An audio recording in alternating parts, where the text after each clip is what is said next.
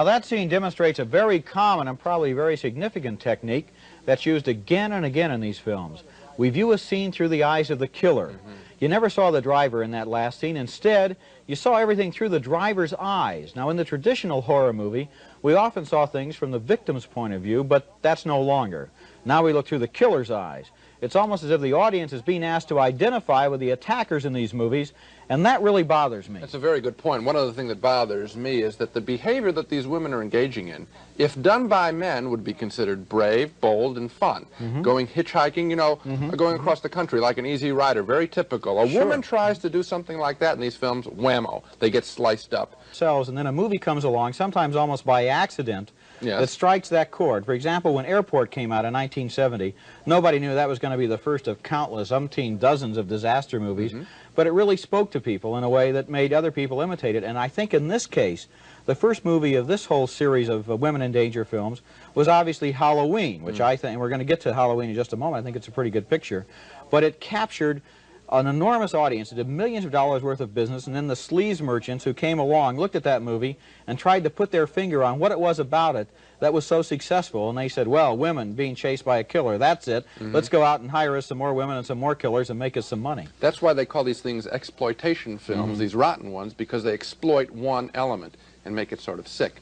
Also, many of the attacks in these films are on women who are scantily clad. And I think that the intent here is to also exploit the sex angle in these pictures. The nudity is always gratuitous. It's just put in the film only to titillate the audience and maybe make one other point, that women who dress this way or merely uncover their bodies are somehow asking for trouble and somehow deserve the trouble they get. That's a very sick idea.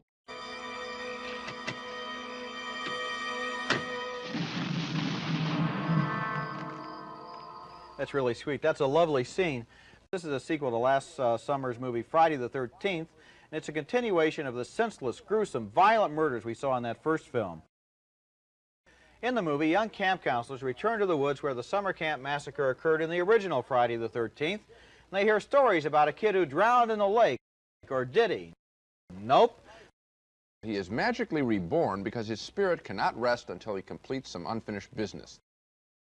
Some women show their bottoms, others show their breasts. That's about all the character development we get. It's just a series of teenagers who come on screen, say a few words, and then they're hacked to pieces. It exists only to show killing and mutilation.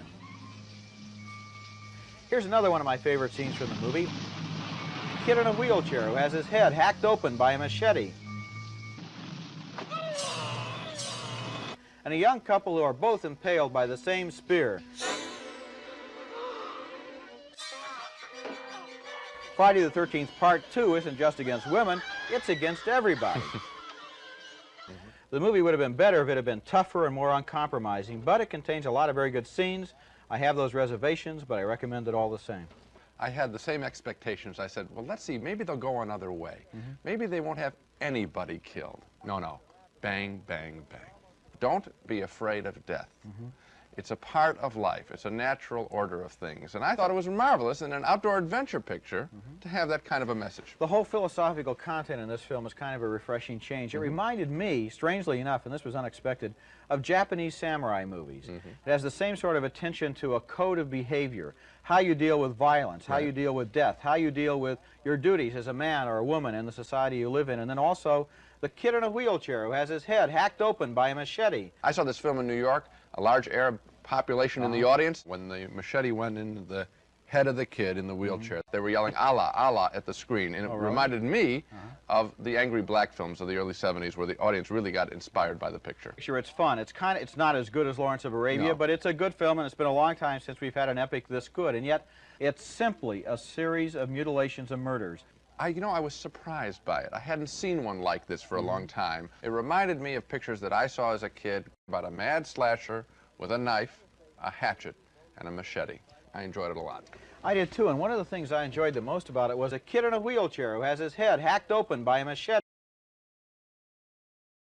Our next movie is Friday the 13th, the final chapter, an immoral and reprehensible piece of trash that sold more tickets on its opening weekend than any other movie so far in 1984, and that is a very, very depressing commentary. It really makes me sad to to think of all those moviegoers spending $4.50, $5, most of them teenage kids, sitting there watching this sad, cynical, depressing movie. Now, needless to say, Paramount Studios, the distributor of this film, didn't authorize any clips of the film for use on television. They like to make the money, but maybe they're a little bit ashamed of the movie. They like to hide it from critics like ourselves. But here are some scenes from the Coming Attractions trailer showing that the fourth Friday the 13th movie is just a cynical retread of the first three. Yeah, real great. Jason, you can't hear him, you can't see him, he hardly even breathes. He's the latest word in leading men from the geniuses at Paramount Pictures. You get the idea. Friday the 13th, the final chapter, is 90 minutes of teenagers being strangled, stabbed, impaled, chopped up, and mutilated. That's all this movie is. It's just mindless, bloody violence. And just think of the message this film offers to its teenage audience. The world is a totally evil place, this movie says. It'll kill you. It doesn't matter what your dreams and hopes and ambitions are. It doesn't matter if you have a new boyfriend or a new girlfriend or you've got plans for the future. You can forget those plans because you're going to wind up dead. There is literally nothing else in this movie. And the sickest thing is, this isn't the final chapter. That's just an advertising gimmick. The ending clearly sets up a sequel. And what I want to know is, I wonder if they're going to be heartless and cynical enough to make the sequel, because why not? They've already taken the bucket to the cesspool 4 times for this sludge. I think the people who made this movie ought to be ashamed of themselves, and that's what I think. Why was I so lucky that I got to review this movie instead of you? I'll get my chance. I don't know. I guess the big dice up in the sky rolled and said Friday the 13th, Part 5. For Roger, this movie is subtitled A New Beginning. That's because Part 4 was called The Final Chapter, and they didn't think that Part 5 would sound real good if they called it The First Epilogue, I guess. But actually, this movie is just more leftover recycled garbage from the last 4 times around. It uses the same basic old formula, the formula I call the dead teenager formula. You know, where there are a lot of living teenagers at the beginning of the movie, and by the end of the movie, all of the teenagers are dead. They are apparently all being killed by Jason, the guy in the hockey mask, who has been slicing and dicing teenagers with a machete for 5 movies now. And the formula is always the same. Jason is out there in the wind and the rain, and there are dead bodies all over the house, and everybody is screaming, and their clothes are ripped off their backs, and there's blood all over. And so, of course, more teenagers think it over and decide that what they've got to do now at this moment of crisis is walk out in the forest by themselves. Jason is out there. There are dead bodies everywhere. Let's go skinny dipping. The producers of Friday the 13th, Part 5 have decided not to supply any scenes from the movie for reviews on television. And I wonder why not, or maybe I don't wonder why not. No, you know why fact, not. Maybe I'm happy that we don't have to look at any scenes from this movie again. But what we do have are the coming attraction trailers from the film, and this is as close as I hope you get to this movie. Gee, it's really amazing how that hockey mask has stood up under the wear and tear of the last 4 pictures, you know.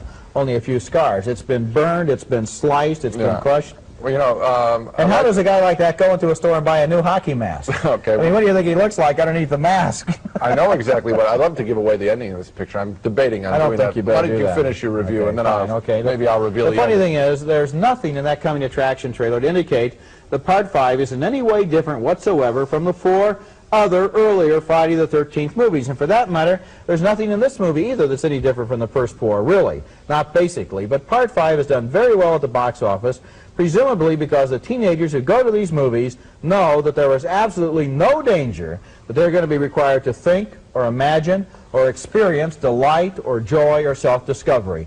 All they will have to do, all that's required of them, is to look at a lot of dead teenagers. And it occurs to me that teenagers going to a dead teenager movie are the equivalent of horses going to the glue factory. You know, I also wonder what the kick is at a certain point. Yes, I know it's fun to be scared, and sometimes, I suppose, in this picture, you are scared. I was surprised by one rebirth from the dead at the end. I'll give the film that much credit. But I'm wondering what the delight is of the skewering. There's an awful lot of body piercing in this film, and I don't know what that kick is there. How many times do you have to see a pole go through someone's chest?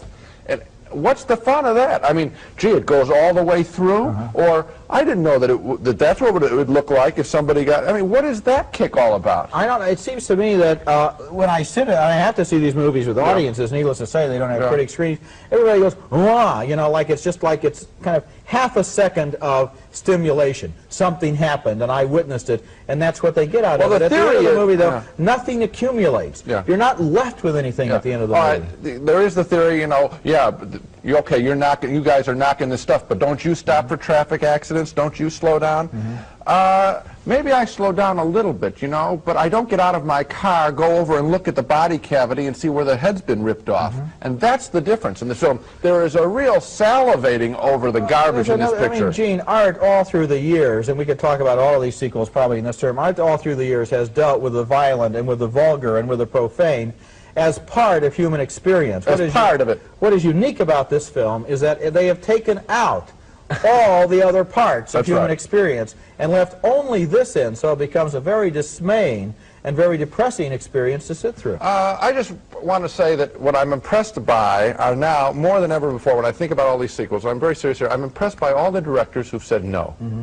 It's so easy to say yes. It's so easy to take the money and run and hide behind a mask, if you will, or it was just fun, I did the sequel, what the heck, I needed a few bucks. I want to thank all the directors who said, I won't do it. And I have too much self-respect, I'm not going to do another one. Let's go just one more level, and then maybe this can be the end of it, and that is the people who made the first movie in each one of these series, it seems to me, at least had something going for it. The person who made the first Friday the 13th movie, the first Porky's. These movies we didn't like so much, we didn't think they were so great. Somebody had a new idea, at least. And they made that movie, and then after that... it was a bad idea. And it was a bad idea, but at least it was their idea. So somebody now has a bad idea. Somebody had to think, and now nobody has had to think ever since. Right.